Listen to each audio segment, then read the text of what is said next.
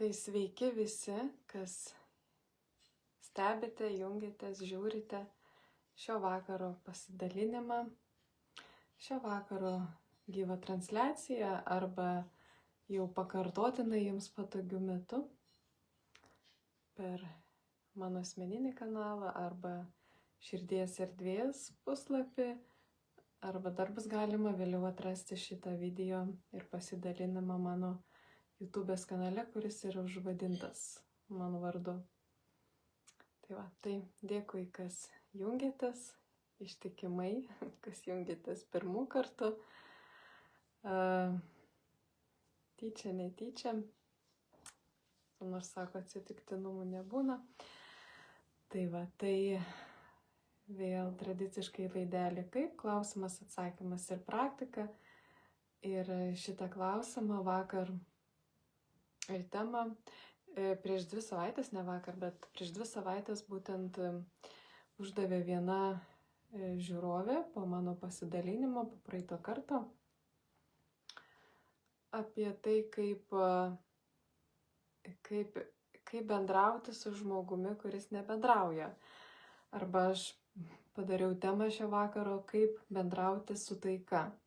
Nes praeitą kartą dalinausi apie tai, kaip poroje žmonės dalinasi taip, kaip, tarkim, praleido dieną, kaip jie pasibendrauja. Ir iškyla klausimas, o ką jeigu žmona klausia, pavyzdžiui, o vyras neatsako? Kaip tada elgtis ir kaip bendrauti? Tai va, iš tikrųjų klausimas yra paprastas, bet atsakymas irgi paprastas, bet priėjimas prie to nėra paprastas. Ir prie tų, kad būtų toks gražus santykis tarp vyro ir žmonos arba tarp dviejų partnerių, partnerystė tarp vyro ir moters, kad jau būtų tas santykis, tai yra iš tikrųjų viena iš dovanų, Dievo dovanų, arba žmonės jau sueina ir gražiai bendrauja, arba nepavyksta gražiai bendrauti ir tuomet reikia dirbti su tuo, nes santykiai tai iš tikrųjų arba juos turim, arba jų neturim. Ir jeigu jų neturim, tuomet turim užduoti, turim dirbti su tuo, turim susitvarkyti, kad atsirastų tie santykiai. Ir negana to, šitas tvarkymasis, šitas darbas, jis užima labai labai daug laiko. Tai nėra poros dienų klausimas, net ne mėnesio, o metai iš metų. Nes tai yra tas dalykas, ką auginame mes, ar ne, pripratę auginti augalus, medžius ilgus metus, vaikus, bet santykiai taip pat yra užauginame, ypatingai jeigu jaučiam, kad turim sudėtingus santykius arba visi puolami kažkokius santykius, kur nesiklosto tas bendravimas. Tai iš tikrųjų tas gražus bendravimas prieinamas per tą ilgalaikį darbą su savimi. Ir nuo labai daug tokių prasideda nuo to, kad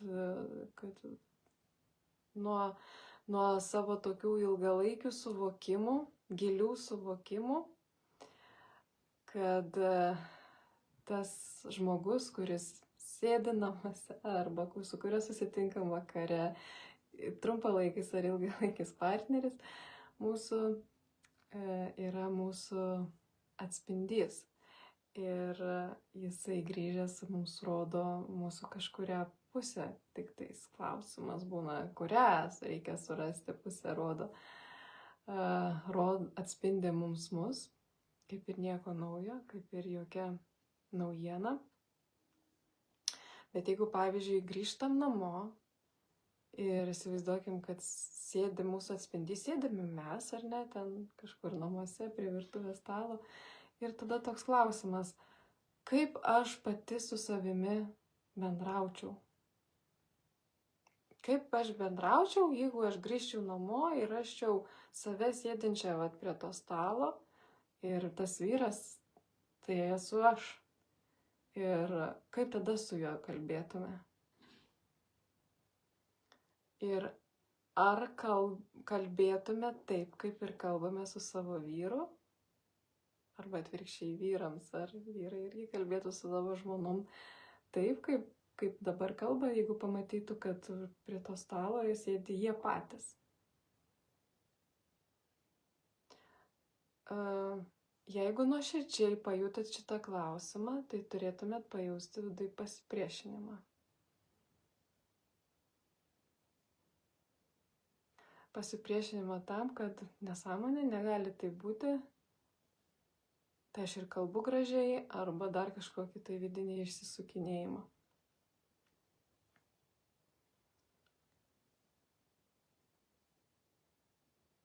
Tai va, tai nuo to prasideda, nuo to atspindžio paieškos prasideda tada kiti gilesni klausimai.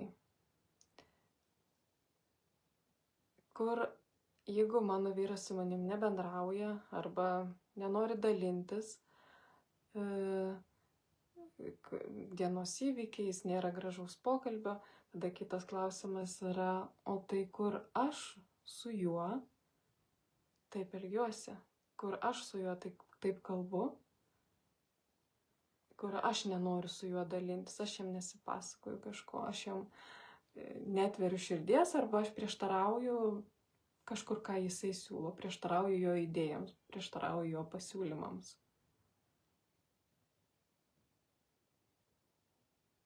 Ir dar gilesnis klausimas yra, kur aš pati su savimi taip elgiuosi, pati su savimi, ne su išorė, bet su savimi, taip kaip elgesi su manimi mano vyras. Tarkim, kaip pavyzdys, jeigu jisai nekalba, nesidalina, tai kur aš pati su savimi save uždarau, apriboju, save baudžiu, savęs net nepastebiu ir nematau ir nenoriu išgirsti.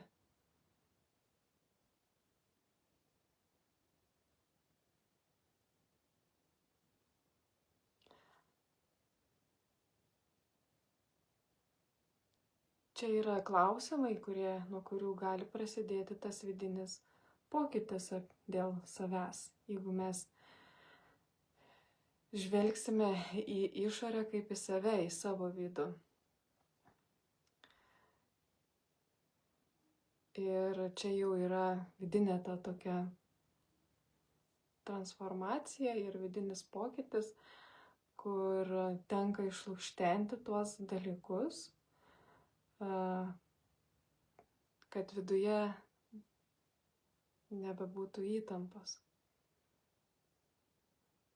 Ir atsakymai būna skaudus, būna nemalonus, bet vėliau po tų atsakymų ir praėjus tą nemalonų jausmą atsiranda toks supratimas, suvokimas kartu su ramybė, kaip taip yra. Tai čia jeigu tos santykius tvarkysim iš vidaus. Galima juos tvarkyti ir iš išorės. Dvejopai galima iškart per abi vietas. Tai vidinis eina per tokią savianalizę ir paiešką, ką ta situacija sako apie mane ir mano santykį su savimi ir su kitais. Tas atspindi tą santykį. Galima, kaip ir sakiau, dirbti su išorė. Dar vienas žingsnelis prie vidinio darbo su savimi, apie bendravimą. Dar vienas yra pastebėti savo mintis, savo jauseną tam žmogui. ir atsakyti, pastebėti, kokį jausmą aš jaučiu tam žmogui ir kokias mintis aš dažniausiai suku kiekvieną dieną. Ką aš galvoju apie jį. Irgi nuoširdžiai. Net tikrai ne tas, kad čia mano vyras, taip, pats geriausias, pats mieliausias. Jeigu taip iš tikrųjų galvoja, tada šita laida nėra nieko aktualaus jums. Bet jeigu nuoširdžiai pastebėsit, kokį jausmą gal iš tikrųjų turit savo antrai pusiai ir kokios mintys yra, tai tiesiog labai elementarus dalykas, jeigu yra daug minčių negatyvių apie tą žmogų, daug nusiskundimų, priekaištų, vertinimo, tas ne taip, tas negerai, tas ne taip, tai vakare grįžus namo ar po darbų nebus gražaus bendravimo. Niekur, niekaip, nei iš kur neatsiras, nei pro kur tas bendravimas, jeigu yra nepasitenkinimai, net ir vidiniai ir neišreikšti. Nes tie vidiniai nepasitenkinimai ir tos mintis, jos iš karto iššaukia tokią negatyvę reakciją apie tą žmogų ir nors ir jam nepasakom tų priekaištų vidinių, bet iš karto tie priekaištai pasijaučia toje erdvėje, kai susitinka ir susiduria tas vyras su žmona ir žmona arba vyras blogai galvoja vienas apie kitą. Iš karto bus toksai energetinis smūgis. Ir kaip tą sutvarkyti, kaip to išvengti, kaip tas veikia, aš labai daug ir konkrečiai pasidalinau savo kurse apie savistabą, nes ten išnagrinėjau būtent kaip tos, netgi ir parodžiau su vaizdinė medžiaga, kaip energetiškai veikia mintis ir ką jos padaro kitam žmogui ir kad susitikus nebūna gražaus bendravimo ir kaip tą visą tai sutvarkyti. Tai va, kam įdomu, galit parašyti dėl savistabos kurso, nes ten yra nagrinėjama būtent tai daug išsamiau ir apie visas energijas. Ir tai santykiai yra viena iš to kurso dalių. Fizinė savistaba, emocinė savistaba, santykių savistaba ir energijų savistaba. Tai va.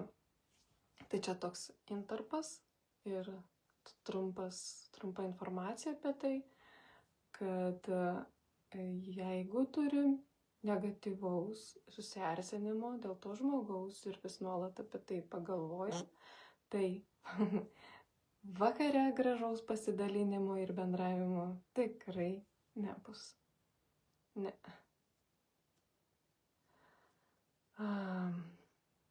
Nes pas mus tada viduje yra tokie dalykai kaip pyktis, kontrolė, iliuzija ir visa tai kuria šydą apie tą žmogų. Iliuzija apie tą žmogų. Ir mes grįžę namo matome iliuziją, ką prigalvojam galvoje.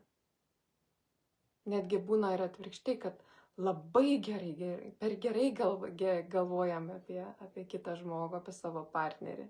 Tai irgi yra iliuzija, nes taip gerai galvojam, grįžtam namo, o tas tuž ir ten visai kitas žmogus sėdi, visai kitaip atsakė ir viską sugriovė. Ir vėl barniai priekaištai, nes tiesiog neatlaikėm to, kas buvo netikra. Tai va, tai kitas žingsnis yra, kaip ir sakiau, čia per vidinį darbą su savimi tvarkyti tuos santykius, o kitas žingsnis yra tvarkyti per išorę tos santykius.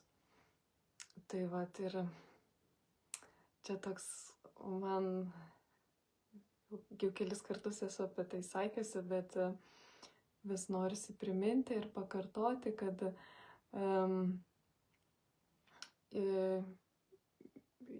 per išorę visada turi būti tvarkoma per geranoriškumą, per tą maloningumą, moteriškumą.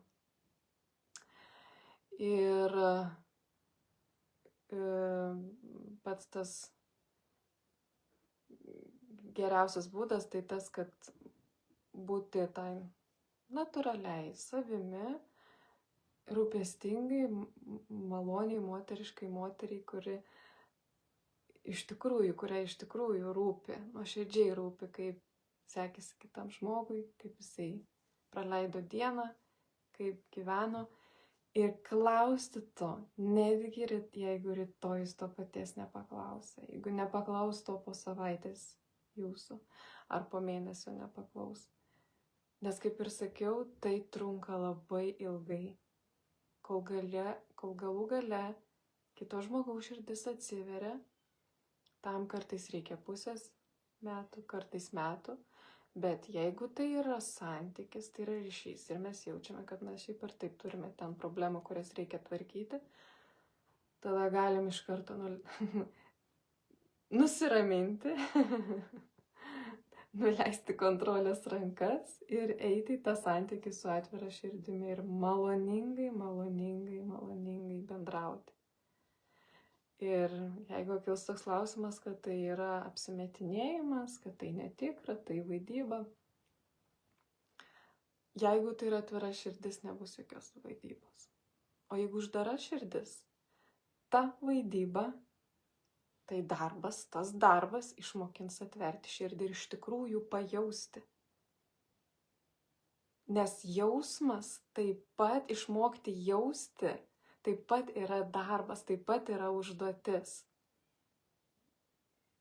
Nes mes dažniausiai vadovaujame savo protu, mes dažniausiai darom pagal savo emocijas, bet ne pagal savo širdį, ne pagal tikrą savo jausmingumą. O atvėrus savo širdį, tą tikrą jauseną, tas maloningumas natūraliai plauks iš mūsų. Bet kad iki to prieitume, mes turim pripratinti ir savo kūną, savo balsą, savo mąstyseną prie to. Mažom mergaitėm tai gaunasi natūraliai. Tai va, ir pas mane vieną kartą buvo viena moteris ir sako, mes gerai šiaip ten gyvenam su vyru, bet vat yra ten dėl vieno dalyko nesutarimas ir tiesiog dėl vieno dalyko jis ten niekaip nesisprendė, tas jų reikalas.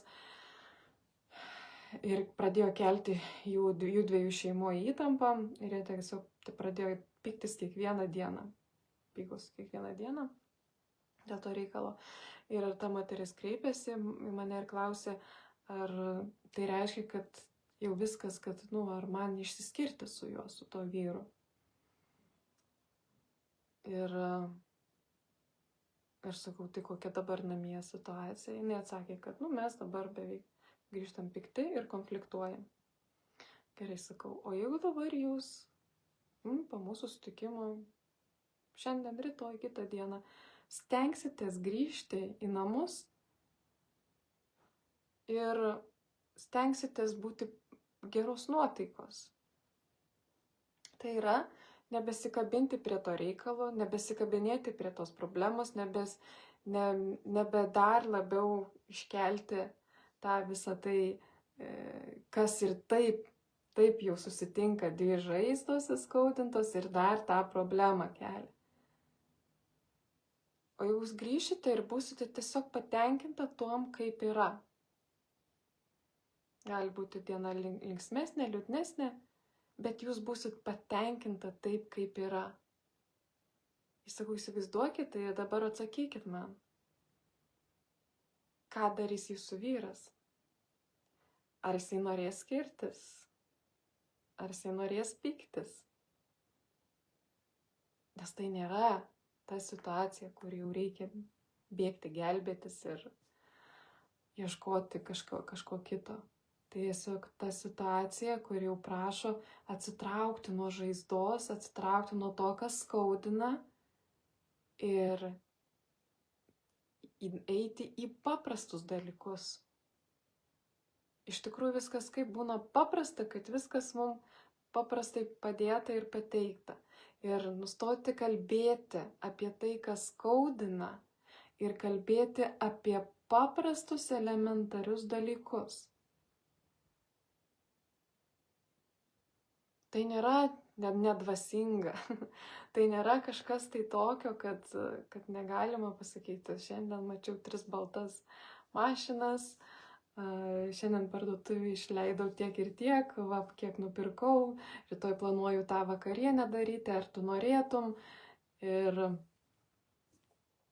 taip toliau, apie tuos tokius paprastus apčiuopiamus dalykus, kurie atitraukia mus nuo skausmo, nuo bendravimo skausmo, kuris yra kilęs jau poroje. Ir tada būna tas paprastumas, o per paprastumą lengviausia prieiti prie nuoširdumo tame bendravime. Ir taip po truputį gimsta bendravime taika. Kai mes tą taiką susiieškom savo viduje, sakom, kur mes patys per pačią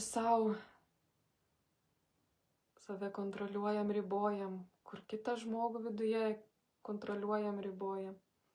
Ir savo paskui apribojam savo jausmą, savo tikrą jauseną.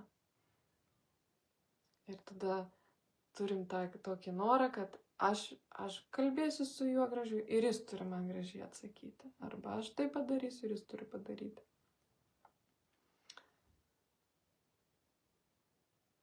O tas žmogus turi savo planus, turi savo, bet jeigu jis jaus tą taiką, jis su taika atsakys. Jeigu pirmą dieną nebus taikos, viskas gerai. Jūs kelyje. Po mėnesio bus kažkoksai sušilimas, dar po kažkiek pagerėjimas, tada vėl pablogėjimas, vėl pagerėjimas, vėl pablogėjimas, bet vis mažės. Ir kaip ir sakiau, metai iš metų viskas eis į tokį balansą. Ir didžiausias būna tasai nuostaba ir šokas, kai grįžti namo ir tada pats ant pirmą pusę paklaus, tai kaip tau sekėsi, tai kaip tu gyveni. Nes jis buvo jau pripratintas, kad jis buvo gražiai klausiamas, jo buvo domimasi, jis buvo priimtas su savo visom ten gerom, blogom emocijom, piktas, nepiktas, geras, blogas, jis buvo priimtas pirmas. Ir tada jis jaučiasi, kad jeigu jis jau priimtas, jo emocijos priimtas, jis pasąmonėje jaučia, kad jis yra emociškai saugus ir niekas jo nepuls, niekas jo nebars, niekas jam nepriekaištaus, jeigu jis pirmas užduos klausimą, kaip jaučiatės, ir jis pirmas pasipasakos, kaip sekėsi jo diena. Todėl mūsų užduotis yra per paprastumą sukurti emocinį saugumą. Kai mes tą saugumą kartu su taika turėsime savyje, elgsimės, bendrausime taip, tuomet kiti aplinkiniai ims spinduliuoti tą patį. Tai tikrai veikia ir tame yra stebuklas. Tai tiek šį kartą norėjau su jumis pasidalinti. Ir linkiu gražaus vakaro, gražių energijų, vidinės taikos, ramybės ir pačių gražiausių santykių. Sukurkime tokius santykius, kuriuose mėgautumėmės. Ačiū, dėkoju ir iki kitų susitikimų.